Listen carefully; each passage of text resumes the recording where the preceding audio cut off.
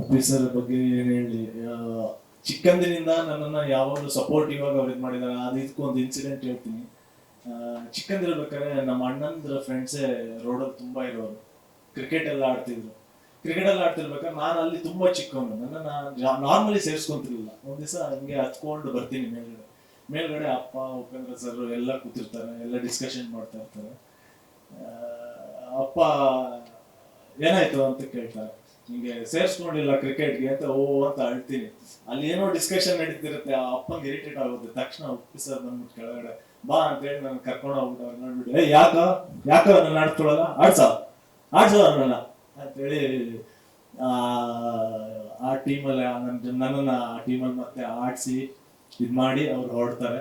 So ಇದು ನನ್ನ ಚಿಕ್ಕಂದಿನಲ್ಲಿ ನಾನು ಉಪ್ಪಿ ನೋಡಿದಂತ ಒಂದು ನೆನಪು. ಸೊ ಅಲ್ಲಿಂದ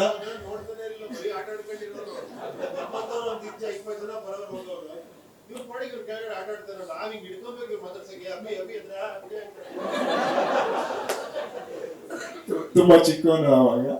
ಸೊ ಆವಾಗಿಂದ ಸಪೋರ್ಟಿವ್ ಆಗಿದ್ದಾರೆ. ಇವತ್ತು ನನ್ನ ಸಿನಿಮಾಗೆ ಬಂದು ಇಷ್ಟು ಪ್ರೀತಿಯಾಗಿ ಅಪ್ಪನ ಬಗ್ಗೆ ಆಗಲಿ ನನ್ನ ಬಗ್ಗೆ ಆಗಲಿ ಅಷ್ಟು ಪ್ರೀತಿಯಾಗಿ ಇಷ್ಟು ಮಾತುಗಳನ್ನ ಆಡಿ ನಮ್ಮ ಟ್ರೈನರ್ ಲಾಂಚ್ ಮಾಡಿಕೊಟ್ರು. Thank you sir, thank you. ನಿಮ್ಮ ಬ್ಲೆಸ್ಸಿಂಗ್ ಯಾವಾಗ ನನ್ನ ಮೇಲೆ ಹೀಗೆ ಇರಲಿ.